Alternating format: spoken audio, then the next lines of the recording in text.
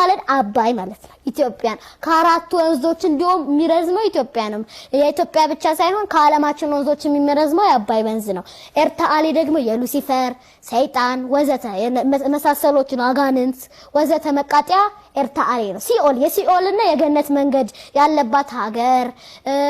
የመጀመሪያው ሂጅራ የተደረገው እዚህ ነው ነብዩ መሐመድ መልእክተኞቹን ከላከ በኋላ እሱም ተሰዶ የመጣው እኮ እዚህ ነው አይደለ ኢትዮጵያ ማለት እኮ ታላቅ ሀገር ነው ኢት ማለት ኢትዮጵ የሚባል ሰው አለ የካህኑ መልከጼዴቅ ልጅ ማለት ነው ኢት ማለት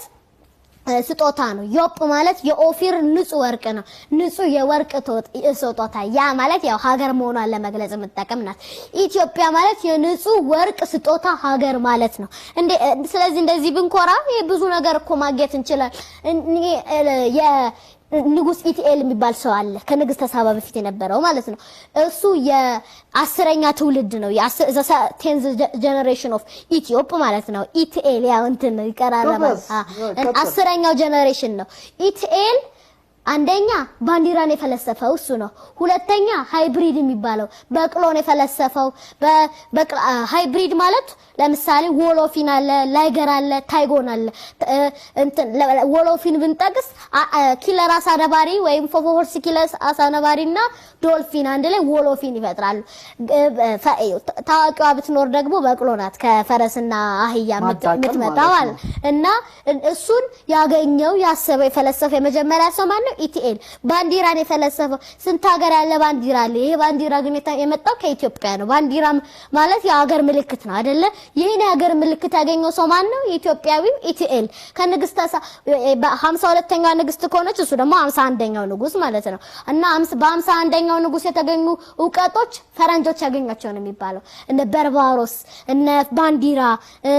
እነ ሚውል ወይም በቅሎ እነ ወሎፊን ምናምን እነዚህ ሃይብሪድ ነክ ነገሮች ስናመጣቸው እነ ሞንስትሮ የሚባሉ አሳነባሪዎች ከሰማያዊ አሳነባሪና ስፐርም አሳነባሪ አንድ ላይ ተራቅለው የሚወለደው ሞንስትሮ የሚባሉ አሳነባሪ እነሱ ምናምን እኮ በአንድ ሰው ነው የተገኙት ከኢትዮጵያ ነው በዚህ ሁሉ ብንኮራ እና ያን ሁሉ ብንጠቀም ብዙ ነገር እኮ መድረስ እንችላለን እኛ መጀመሪያ የኛ ከሰራን በኋላ የሌሎቹን እንጠቀም የሌሎቹን ኮምፒውተር ምናምን አንጠቀም አላልኩም ግን የራሳችንን መጀመሪያ እስኪ ራሳችንን እንመርምር እንጂ ለምሳሌ ጀርመን መጀመሪያ የራሳቸው መሰረት ከሰሩ በኋላ ነው ሌሎቹ መውሰድ የጀመሩት እኛ ግን መሰረት ከሌለ የት እናስቀምጠው ተሸክመን መቅዳት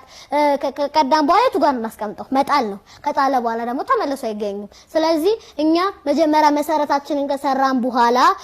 ምርጥ መሰረታችንን ከሰራን በኋላ ያው ወደ ሌሎቹ ነገሮች መግባት ይኖርብናል ልክ እኛው አቢሲኒያ እነ ሳባ እነ ኩሽ እነዚህ ወዘተ ሀገሮች እኮ ብዙዎቻችን የምናስበው እንደው አሁን ጉግል ላይ ራሱ which is the poorest country in the world ብትባሉ ወደ ስር ስትሄዱ የሀገር ዝርዝር ውስጥ ኢትዮጵያ ከነባንዲራውም ቁጭ ተደርጎ ይቀመጣል ይሄ ለምን አሁን ጉግልን ወደ ድሮ ዘመን እናስገባውና እና which is the richest country in the world መጀመሪያ ተቀምጦ የምታገኙት ኢትዮጵያ ነው አሁን ደግሞ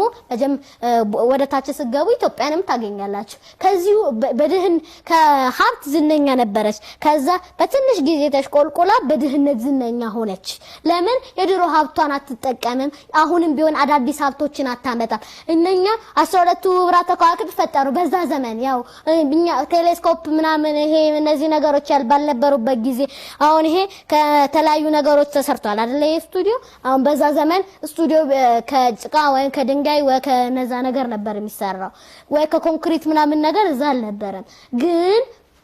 እነሱ በዛው ሉቀቴን ከሰሩ እኛ ይሁሉ ነገር ዘመናዊ ከሆነን ብዙ ነገር መስራት እንችላለን አሁንም እኮ ብዙ ነገር እየሰራን ለምሳሌ ሉሲ 67% approximately 70% የተሰራችው እኮ በእኛ ነው ሳውዲ አረቢያዊቷ የምትባለው ያው እንትን ነው እንጂ 30 ወይ 33% ነው ሌላ ሀገር የሰራው እኛ ግን እንደዚህ አድርገን ሰራ ግን እኛ ብቻችንን አይደለም መስራት ያለብን